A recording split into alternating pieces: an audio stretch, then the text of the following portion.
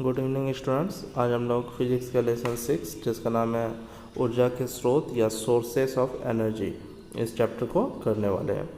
तो चलिए इसमें क्वेश्चन पर आते हैं सीधे। इसमें यह भी चैप्टर काफ़ी आसान है, ज़्यादा कुछ है नहीं इसमें। चलिए तो हम लोग पहला सवाल लेते हैं। पहला सवाल है हमारे पास, ऊर्जा किसे कहते हैं और इसके प्रकार बताएं। तो सभी को पता है, सभी ने पहले भी पढ़ा है, 7-8 क्लास से आप लोग पढ़ते आ रहे हैं कि जो कार्य करने की क्षमता होती है हम लोग उसी को ऊर्जा कहते हैं। कैसे कहते हैं स्टूडेंट्स? ऊर्जा। जो कार्य करने की क्षमता है वही हमारे पास ऊर्जा कहलाती है और इसके कई रूप होते हैं। पहला बात तो हो गया, कार्य करने की क्षमता को ऊर्जा कहते हैं और इसके कई रूप होते हैं। क्या क्या रूप है? जैसे आप सुने होंगे यांत्रिक ऊर्जा। यांत्रिक ऊर्जा में 2 प्रकार की ऊर्जा होती है, स्थितिज ऊर्जा और गतिज ऊर्जा, जिसे पोटेंशियल एनर्जी और काइनेटिक एनर्जी कहते हैं। उसके बाद और भी अलग अलग प्रकार का ऊर्जा होता है, जैसे प्रकाश ऊर्जा, ऊष्मीय ऊर्जा, पवन ऊर्जा, सौर ऊर्जा, विद्युत ऊर्जा आदि। इन सब को, ये सब जो है ऊर्जा के ही प्रकार हैं। चलिए दूसरे क्वेश्चन पर आते हैं। चलिए देखिए, सेकंड क्वेश्चन हमारा, ऊर्जा संरक्षण के सिद्धांत को लिखें। तो ऊर्जा संरक्षण का सिद्धांत, law of conservation of energy, ये काफ़ी इंपॉर्टेंट है और इसमें सीधी बात बताई जाती है कि ऊर्जा को ना तो हम लोग उत्पन्न कर सकते हैं और ना ही आप इसे नष्ट कर सकते हैं। आप बस इसे एक रूप से दूसरे रूप में बदल सकते हैं। जैसे मान लीजिए जब आप जो है बल्ब जला रहे हैं, आप क्या जला रहे हैं? बल्ब। तो बल्ब जलाने में आप जो है विद्युत ऊर्जा बल्ब को दे रहे हैं। बल्ब को आपने विद्युत ऊर्जा दिया और वह विद्युत ऊर्जा बदल जाता है प्रकाश ऊर्जा में। बल्ब से क्या निकलता है? प्रकाश, और साथ ही ऊष्मा भी निकलती है। तो प्रकाश प्लस जो है ऊष्मा में वो चेंज हो जाता है। तो आप बोल सकते हैं कि बल्ब वो जो है मशीन है जो विद्युत ऊर्जा को प्रकाश और जो है ऊष्मा ऊर्जा में बदल देती है। इसी प्रकार आप खुद सोच सकते हैं, मान लीजिए पंखा है, तो पंखा में आप विद्युत ऊर्जा देते हैं तो वो गतिज ऊर्जा में बदल जाती है, अर्थात पंखा घूमती है। और इसी प्रकार से जो है कोयला है, कोयला में रासायनिक ऊर्जा संचित होती है और जब आप उसे गर्म करते हैं, जलाते हैं, तो वो रासायनिक ऊर्जा ऊष्मीय ऊर्जा में बदल जाती है। तो कहने का अर्थ यही है कि आप जो है ऊर्जा को ना तो उत्पन्न कर सकते हैं और ना ही नष्ट, आप इसे केवल एक रूप से दूसरे रूप में बदल सकते हैं और इसी सिद्धांत को हम लोग बोलते हैं ऊर्जा संरक्षण का सिद्धांत। चलिए नेक्स्ट क्वेश्चन पर आते हैं। नेक्स्ट है स्टूडेंट, देखिए मोमबत्ती के जलने में ऊर्जा परिवर्तन समझाएं। अभी बताया गया ऊर्जा का संरक्षण का सिद्धांत का अर्थ है एक रूप से दूसरे रूप में बदल जाना। तो मोमबत्ती में या कोई भी जो रासायनिक पदार्थ है उसमें रासायनिक ऊर्जा संचित होती है। कोयला में भी रासायनिक ऊर्जा होती है और उसी प्रकार मोमबत्ती में भी रासायनिक ऊर्जा संचित रहती है। जब आप मोमबत्ती को जलाते हैं तो वो रासायनिक ऊर्जा जो है, पहले सोचिए मोमबत्ती जलाने पर प्रकाश मिलता है और ऊष्मा मिलती है, यानी वो रासायनिक ऊर्जा प्रकाश ऊर्जा और ऊष्मा ऊर्जा में बदल जाती है और साथ ही अभिक्रिया के फलस्वरूप अन्य उत्पाद भी उत्पन्न होते हैं। बहुत सारा अलग अलग चीज़ भी बनता है, जैसे बहुत सारा गैस हो जाता है, कार्बन डाइऑक्साइड गैस बनता है और भी जलवाष्प बनता है। इस तरीके से बहुत सारा चीज़ उसमें और बन सकता है। तो मोमबत्ती के जलने में बेसिक बात यही हुआ कि रासायनिक ऊर्जा हमारा प्रकाश और ऊष्मा में बदल जाती है। चलिए नेक्स्ट क्वेश्चन पर आते हैं। चलिए स्टूडेंट्स अगला सवाल पर देखें। तो अगला सवाल है हमारे पास, ऊर्जा के स्रोत से आप क्या समझते हैं, और इसका कुछ उदाहरण मांग रहा है। तो आपको पता ही है ऊर्जा का स्रोत का मतलब होता है जिससे भी कोई चीज़ आपको प्राप्त होता है उसे हम लोग स्रोत कहते हैं। जिससे भी कोई चीज़ आपको प्राप्त होगा वो चीज़ क्या कहलाएगा स्टूडेंट? स्रोत कहलाएगा। तो यहाँ ऊर्जा का स्रोत बोल रहा है तो सीधा बात बोल सकते हैं वैसे स्रोत जिससे हमें जो है ऊर्जा प्राप्त कर सकते हैं या जिससे हमें ऊर्जा प्राप्त होती है वो जो है क्या कहलाएगी? ऊर्जा के स्रोत कहलाते हैं। जैसे सूर्य से हम लोग ऊष्मा प्राप्त करते हैं, सूर्य में जो है एनर्जी होता है, वो एनर्जी प्लांट को मिलता है, पेड़ पौधों को मिलता है और पेड़ पौधों का फल और फूल और जो है सब्जी को हम लोग खाते हैं, उससे जो है एनर्जी हम लोगों को मिलती है। तो इस तरीके से सूर्य में ऊर्जा होती है, लकड़ी में ऊर्जा होती है, लकड़ी जलाने पर ऊष्मा निकलती है, कोयला, पेट्रोलियम, इन सबों में ऊर्जा होती है और इसीलिए ये सभी जो है इसके ऊर्जा के स्रोत है। कुछ और एग्जाम्पल आप देख सकते हैं। कुछ और एग्जाम्पल में प्राकृतिक गैस, जिसे नेचुरल गैस बोलते हैं, बहता हुआ पानी, जैसे जब पानी बह रही है तो उस जगह पर यदि कोई जो है टरबाइन लगा दिया जाए तो वो जो है टरबाइन घूमने लगता है और उस टरबाइन को घूमने से हम लोग विद्युत जो है उत्पन्न कर सकते हैं। तो बहते पानी से विद्युत उत्पन्न किया जा सकता है, इसलिए बहते हुए पानी में भी एनर्जी है, गतिज ऊर्जा है। यूरेनियम में नाभिकीय ऊर्जा होती है। पवन समझते हैं सभी लोग। हवा में भी ऊर्जा होती है और हवा से हम लोग पवन चक्की वगैरह चलाते हैं। एलपीजी, ये गैस हम लोग घर पे यूज करते हैं। एलपीजी आदि कर दीजिएगा। यहाँ ऊर्जा गलत लिखा चला गया, काट दीजिएगा। चलिए आगे बढ़ते हैं। नेक्स्ट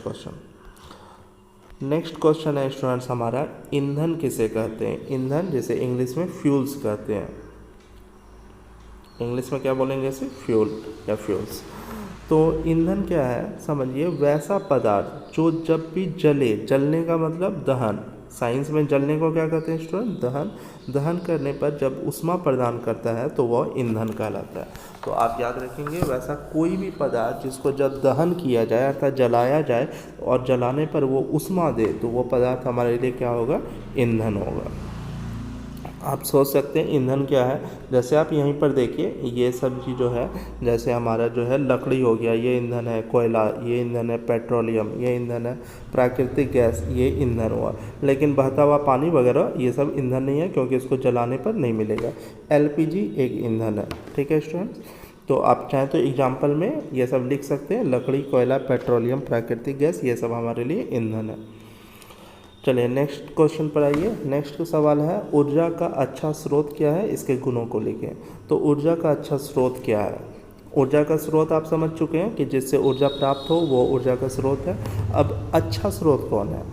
तो आप खुद सोचिए, अच्छा स्रोत वही होगा जो है आसानी से, जिससे ऊर्जा हम लोग निकाल सके, कम खर्च में निकाल सके। तो यही सब पॉइंट्स होगा इसमें। चलिए देखते हैं क्या लिखा गया। ऊर्जा सामान्यतः ईंधन से प्राप्त होती है। अभी आपको बताया गया ईंधन क्या है, जिसको भी जलाने पर ऊर्जा मिले वो हमारे लिए ईंधन है। तो ऊर्जा जनरली किससे मिलेगा? ईंधन से मिलेगा। वैसे ईंधन ऊर्जा का अच्छा स्रोत कहलाते हैं। यानी वैसा जो भी ईंधन है उसको हम लोग ऊर्जा का अच्छा स्रोत बोलेंगे, जो प्रति इकाई आयतन या द्रव्यमान में कार्य की विशाल मात्रा मुक्त करे। तो पहला पॉइंट है कि वैसा ईंधन ऊर्जा का अच्छा स्रोत होगा जो प्रति इकाई का मतलब 1 यूनिट कोई चीज़ को जलाने पर, वो यदि लिक्विड में है तो आयतन की बात होगी, और यदि वो सॉलिड में है तो द्रव्यमान की बात होगी। तो वही लिखा है, प्रति इकाई आयतन या द्रव्यमान में कार्य की विशाल मात्रा मुक्त करे। कार्य आपको पता है, कार्य ही एनर्जी में चेंज हो सकता है, हीट में चेंज हो सकता है। इन सब का मात्रक भी जूल होता है। तो इसलिए आप बोल सकते हैं कि इसे जलाने पर जो है, जब उसको प्रति इकाई आयतन को जलाने पर या प्रति इकाई द्रव्यमान को जलाने पर जब बहुत ज़्यादा कार्य करे, विशाल मात्रा दे, तो उसे ऊर्जा का अच्छा स्रोत कहेंगे। और ऊर्जा का स्रोत जनरली ईंधन होता है। आगे देखिए, ये जो है सुलभ होना चाहिए। ऊर्जा का अच्छा स्रोत सुलभ होना चाहिए। ऐसा नहीं कि इसे प्राप्त करना काफ़ी मुश्किल हो। सुलभ का मतलब जो आसानी से उपलब्ध हो उसे सुलभ कहते हैं। आगे देखिए, तीसरा पॉइंट है इसमें, जिसका भंडारण और परिवहन आसानी से किया जा सके। भंडारण का मतलब समझते हैं रखना, इसको स्टोर करना जिसे आसान हो। और परिवहन का मतलब होता है जिसको एक जगह से दूसरे जगह ले जाना आसान हो। वैसा चीज़ ऊर्जा का, वैसा ईंधन ऊर्जा का अच्छा स्रोत कहलाएगा। जैसे मान लीजिए एलपीजी है, तो एलपीजी को हम लोग सिलेंडर में भरते हैं और जो है उसे जो है किसी भी गाड़ी वगैरह से उसका परिवहन कर सकते हैं। तो इसीलिए यह ऊर्जा का अच्छा स्रोत है। अब जो है लकड़ी है, तो लकड़ी का परिवहन करना थोड़ा कठिन हो जाता है, वह अच्छा स्रोत नहीं होगा। लकड़ी का भंडारण मुश्किल है, क्योंकि यदि उसमें पानी वगैरह पड़ जाए तो वो ख़राब हो जाता है। तो इस तरीके से आप देख सकते हैं वैसा ईंधन होना चाहिए जिसका भंडारण का मतलब जहाँ पर स्टोर कर रहे हैं, और परिवहन ट्रांसपोर्ट जो कर रहे हैं वो आसान हो। अब ऐसा भी नहीं होना चाहिए कि वो ऊर्जा का स्रोत काफ़ी महंगा हो, वो सस्ता होना चाहिए, तभी सभी लोग उसे यूज कर पाएंगे और वो अच्छा स्रोत बनेगा। साथ ही बहुत सारा ऐसा पदार्थ होता है या ईंधन होता है जिसका जलाने पर विषैला पदार्थ बने। यदि विषैला पदार्थ बने तो ऑब्वियस है वो अच्छा ईंधन नहीं होगा। तो अगला लिखा है जिसके जलने पर कोई विषैला पदार्थ न बने। विषैला पदार्थ यदि नहीं बनेगा तो वो अच्छा ईंधन कहलाएगा। अब ऐसा भी नहीं होना चाहिए कि वो ईंधन जो है बहुत अधिक धुआं दे, यानी वह अधिक धुआं उत्पन्न न करे, कम धुआं दे, तभी उसका हम लोग सही से यूज कर पाएंगे। आगे लिखा है और जिसके दहन की दर, दहन का मतलब बताया गया जलना, तो जिसका जलने का जो दर है वो मध्यम हो। ऐसा नहीं है कि ईंधन बहुत तेज़ी से जलना चाहिए या बहुत धीरे धीरे जलना चाहिए, वो मीडियम स्पीड से जलना चाहिए, तभी वो ऊर्जा का अच्छा स्रोत कहलाएगा।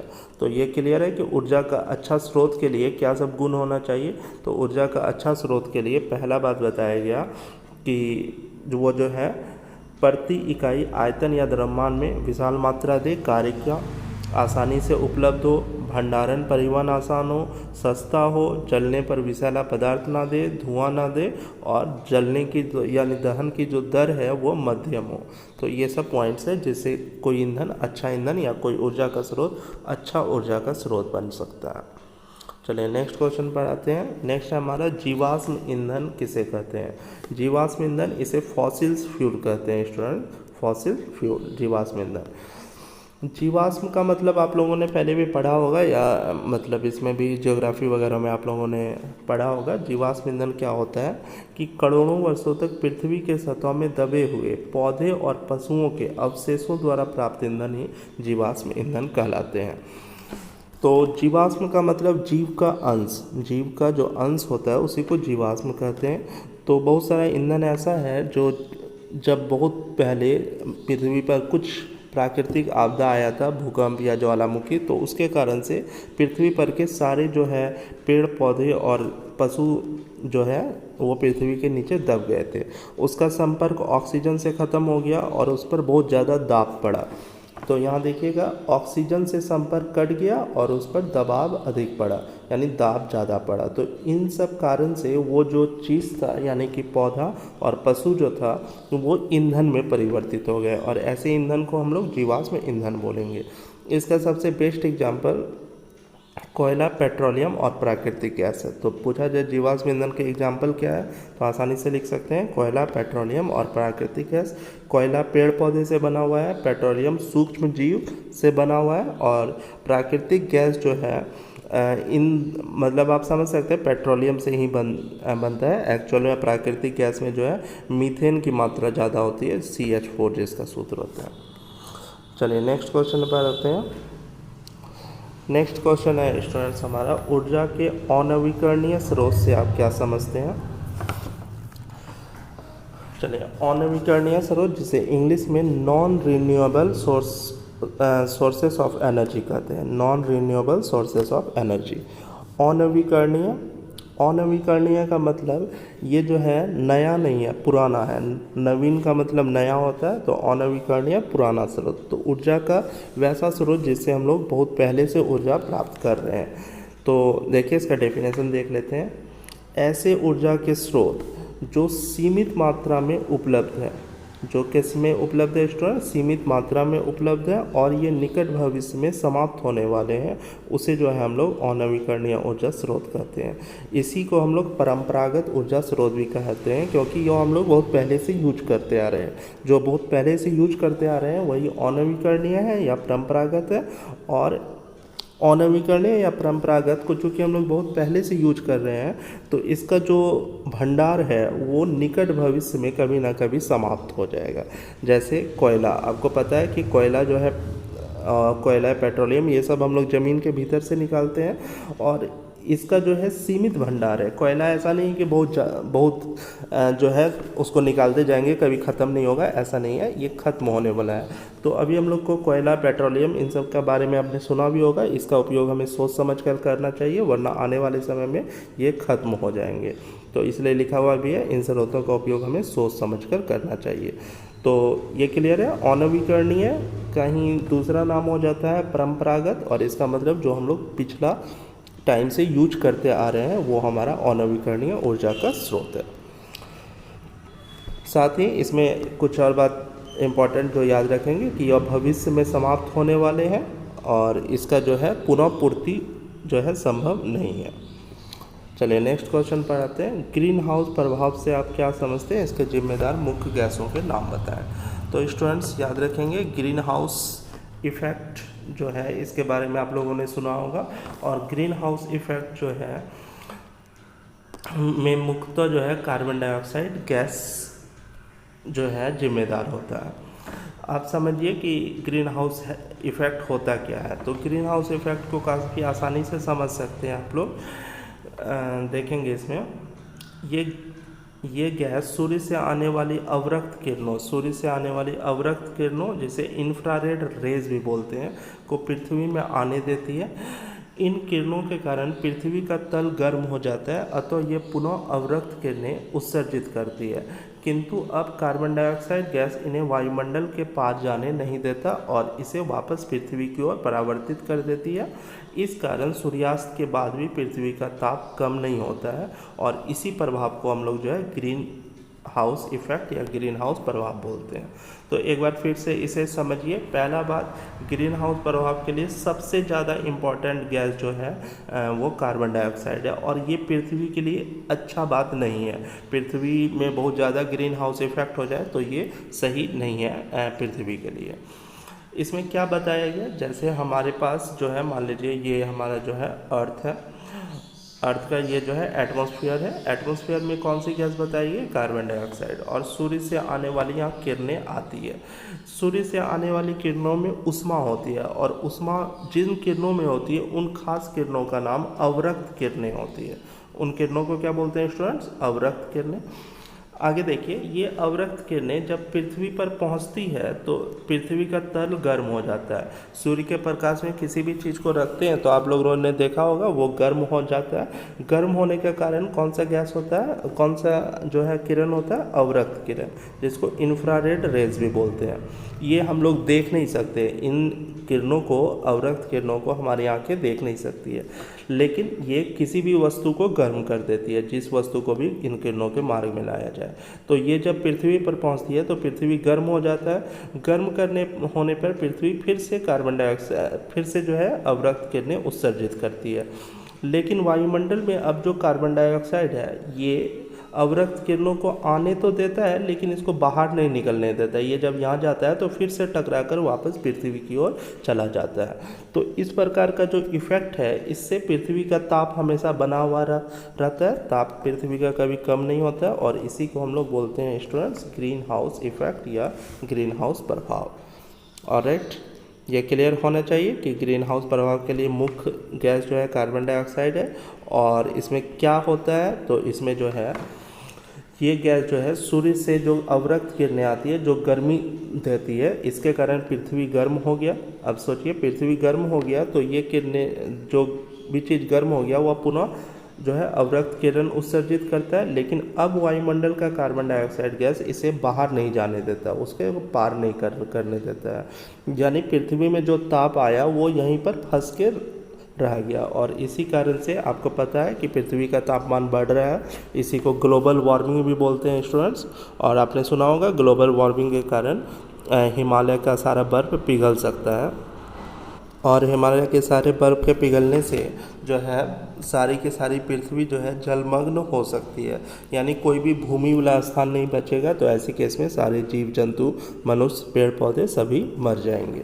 तो इसलिए ग्लोबल वार्मिंग का जो है सबसे मोस्ट इम्पॉर्टेंट कारण जो है वो ग्रीन हाउस इफ़ेक्ट ही है, और global warming green house effect से होता है, और ये पृथ्वी के लिए हानिकारक है। तो हमें ये प्रयास करना चाहिए कि कार्बन डाइऑक्साइड उत्सर्जन करने वाला कोई भी चीज़ का उपयोग कम से कम करें, जिससे कि ग्रीन हाउस इफ़ेक्ट कम हो और हमारी पृथ्वी सही रूप से चल सके। चलिए नेक्स्ट क्वेश्चन पर आते हैं। नेक्स्ट है जीवाश्म ईंधन। जीवाश्म ईंधन अभी आपने स्टूडेंट देखा, जैसे जो जीवों से प्राप्त होता है, जो करोड़ों वर्ष पहले पृथ्वी के नीचे दब गए थे, और उससे प्राप्त जो ईंधन वगैरह है उससे जीवाश्म ईंधन बोलते हैं। कोयला, पेट्रोलियम और प्राकृतिक गैस। तो पूछ रहा है इसको जलाने से क्या क्या हानियाँ होती है। ध्यान देंगे स्टूडेंट, जीवाश्म ईंधन प्रकृति में सीमित मात्रा में मौजूद है। सबसे पहला तो ये बात देखा आपने, क्योंकि इसका बहुत ज़्यादा भंडार नहीं है, इसका भंडार सीमित है। इन्हें जलाने से कार्बन, नाइट्रोजन, सल्फर आदि के ऑक्साइड वायु में मुक्त होते हैं। जब भी इसको जलाते हैं, जो कि उन जीवाश्म में जो है, जीवाश्म ईंधन में बेसिकली कार्बन, नाइट्रोजन और सल्फर ही होता है। तो जब आप जलाएंगे तो कार्बन, नाइट्रोजन और सल्फर ऑक्सीजन से संयोग कर वो क्या बना देगा, ऑक्साइड, और ऑक्साइड जो है वायु में मुक्त हो जाता है इन सब का। तो ये सब ऑक्साइड जो है काफ़ी पॉइजनस होता है, इसके कारण वायु जो है प्रदूषित हो जाता है, क्योंकि ये सभी गैस जो भी ऑक्साइड बन रहा है वो अच्छी ऑक्साइड नहीं है। ये जो है पृथ्वी के लिए, पृथ्वी के वातावरण के लिए खराब है, इससे वातावरण या वायु प्रदूषित हो जाता है। साथ ही जब बारिश होती है तो ये सब ऑक्साइड जो कार्बन, नाइट्रोजन और सल्फर के ऑक्साइड है, उस बारिश के साथ मिलकर जो है एक तरीके का अम्ल बना देता है, ठीक है, और इससे अम्लीय वर्षा होने लगती है। ठीक है स्टूडेंट्स, ये बात ध्यान रखेंगे। अम्लीय वर्षा किस कारण से होती है, तो बेसिकली कार्बन, नाइट्रोजन और सल्फर का ऑक्साइड का जब वहाँ आसमान से बारिश होती है तो उस बारिश में इन सब के ऑक्साइड जो है घुल जाते हैं, और घुलने से जो है पानी, जो बारिश का पानी है वो अम्लीय हो जाता है, और इस कारण जो बारिश होती है वो अम्लीय बारिश होती है। अम्लीय बारिश से जो मकान वगैरह होता है, जैसे ताजमहल, ताजमहल के बारे में आपने सुना होगा, अम्लीय बारिश के कारण ताजमहल का जो सफ़ेद रंग था वो पीला पड़ रहा है, और इसके कारण हमारा जल भी प्रदूषित हो जाता है, भूमि भी प्रदूषित हो जाता है। आपने पिछले चैप्टर्स में केमिस्ट्री में पढ़ा भी है कि अम्लीय, जब भूमि जो है अम्लीय हो जाए तो उसमें पौधों की अच्छी वृद्धि नहीं हो पाती है। ऑलराइट, ये क्लियर हो जाना चाहिए। नेक्स्ट क्वेश्चन पर आते हैं स्टूडेंट्स। नेक्स्ट देखिए, कौन सा ऊर्जा का स्रोत भोजन को गर्म करने के लिए काम में लाया जाएगा और क्यों? तो ये समझना काफ़ी आसान है। जनरली आप कौन सा यूज करते हैं भोजन गर्म करने के लिए, तो ऑब्वियस है एलपीजी का मैक्सिमम घरों में यूज होता है भोजन गर्म करने के लिए, और यही यूज़ सही है। तो देखिए, भोजन गर्म करने के लिए सबसे अच्छा स्रोत क्या है स्टूडेंट्स, एलपीजी, जिसे लिक्विफाइड पेट्रोलियम गैस भी बोलते हैं, क्योंकि इसका उष्मीय मान बहुत अधिक होता है। उष्मीय मान बहुत अधिक का मतलब यह बहुत कम मात्रा में भी बहुत ज़्यादा ऊर्जा देता है, और जलने के बाद इसमें कोई हानिकारक गैस नहीं बनती, इसमें केवल कार्बन डाइऑक्साइड गैस बनती है जो बहुत ज़्यादा हानिकारक नहीं होती है। ऑलराइट, नेक्स्ट क्वेश्चन पर आते हैं। हम ऊर्जा के वैकल्पिक स्रोत क्यों खोजते हैं? वैकल्पिक स्रोत, जैसे हम लोग अभी किस ऊर्जा पर डिपेंडेंट है, हम लोग अभी कोयला पर डिपेंडेंट हैं, साथ ही जो है पेट्रोलियम पर डिपेंड कर रहे हैं। तो ये सब तो आपको पता है कि निकट भविष्य में कभी ना कभी समाप्त हो जाएंगे, तो उसके बाद ऊर्जा कहाँ से मिलेगा? तो उसके लिए हमें कोई विकल्प चाहिए, कोई दूसरा ऑप्शन चाहिए, इसी को हम लोग वैकल्पिक स्रोत बोलते हैं। तो आजकल ऊर्जा का दूसरा स्रोत खोजने का बहुत प्रयास किया जा रहा है, ताकि जो है ज़्यादा से ज़्यादा समय तक जो है हम लोग ऊर्जा का यूज कर सके, क्योंकि जो ऊर्जा के स्रोत अभी हमारे पास मौजूद है वो ज़्यादा समय तक चलने वाले नहीं हैं। तो देखिए इसमें क्या लिखा हुआ है स्टूडेंट्स। प्राचीन समय में जीवन स्तर काफ़ी निम्न था, बहुत ज़्यादा हाई क्वालिटी का जीवन नहीं था, तो अतः उस समय ऊर्जा की आवश्यकता बहुत कम होती थी, किंतु जैसे जैसे हमारा जीवन स्तर बढ़ रहा है ऊर्जा की आवश्यकता बढ़ती जा रही है। आज आप खुद देखते होंगे, आपको जो है बिजली चाहिए, उसके बाद जो है खाना चाहिए, ये सब पॉइंट्स होता है। ने बड़े बड़े मशीन्स लगाए हुए हैं, उन मशीनों को चलाने के लिए भी अच्छी क्वांटिटी में जो है ऊर्जा की आवश्यकता होती है। तो इसी चीज़ को बताया जा रहा है स्टूडेंट्स कि प्राचीन समय में तो हमारा जीवन स्तर काफ़ी निम्न था, उस समय ऊर्जा कम ज़रूरत पड़ती थी, लेकिन हम लोग का अभी का जीवन स्तर जो है बढ़ता ही जा रहा है, ऊपर उठ रहा है, और इससे ऊर्जा की आवश्यकता भी बढ़ रही है। और आज के समय में वास्तविक स्थिति यह है कि खपत होने वाली, खौफ पौ कर लीजिएगा स्टूडेंट्स, खपत होने वाली जो है ऊर्जा की मात्रा उत्पन्न होने वाली ऊर्जा से कई अधिक है।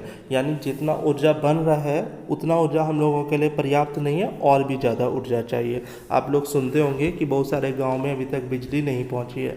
क्यों नहीं पहुंची है? क्योंकि वहाँ पर बिजली देने के लिए पहला बात तो उतना बिजली हमारे पास बन ही नहीं रहा है कि हर एक गाँव तक बिजली पहुँच पाए, फिर भी हमारी सरकार इसके लिए प्रयासरत है। तो आगे बताया जा रहा है कि इस कारण से हमें जो है ऊर्जा के वैकल्पिक स्रोत खोजने की आवश्यकता होती है। ऊर्जा के वैकल्पिक स्रोत की जो है काफ़ी ज़रूरत है। अभी फ़िलहाल आप लोगों ने सुना होगा कि हाइड्रोजन से जो है आगे भविष्य का ईंधन जो है हाइड्रोजन को कहा जा रहा है। हो सकता है कि आगे आने वाले समय में हमारी जो गाड़ियां हैं वो हाइड्रोजन से चले, ना कि पेट्रोलियम या कोयला वगैरह से। ठीक है, चलिए नेक्स्ट क्वेश्चन पर आते हैं। नेक्स्ट है सीएनजी का पूरा नाम क्या है। तो सीएनजी एक गैस होता है। आजकल बहुत सारी जो गाड़ियाँ, हालांकि बिहार में तो बहुत कम चल रही है, लेकिन दिल्ली वगैरह में और जो है अदर सिटीज़ में सीएनजी की गाड़ियों का बहुत उपयोग हो रहा है। तो सीएनजी क्या होता है? सीएनजी का पूरा नाम होता है कॉम्प्रेस्ड नेचुरल गैस। तो इससे हम लोग गाड़ी वगैरह चलाने के काम में आते हैं। यह एक प्रकार का प्राकृतिक गैस ही है जिसको जो है द्रवीभूत किया जाता है हाई प्रेशर पर। दबाने को ही कॉम्प्रेस बोलते हैं, तो इसीलिए कॉम्प्रेस्ड नेचुरल गैस। चलिए नेक्स्ट क्वेश्चन पर आइए। जल शक्ति संयंत्र से आप क्या समझते हैं? इससे ऊर्जा किस प्रकार उत्पन्न की जाती है? जल शक्ति संयंत्र स्टूडेंट्स वही बात हो गया जो अभी मैंने बताया कि बहते हुए पानी से भी हम लोग ऊर्जा उत्पन्न कर सकते हैं। इसी को जल शक्ति संयंत्र बोलते हैं। तो आपने पढ़ा कि अभी बहते हुए पानी में कौन सी ऊर्जा होती है स्टूडेंट्स? गतिज ऊर्जा, काइनेटिक एनर्जी होती है। जब ऊंचाई पर स्थित पानी में स्थितिज ऊर्जा होती है, जबकि ऊंचाई पर स्थित पानी में स्थितिज ऊर्जा होती है। देखिए, इसे समझने का प्रयास कीजिए।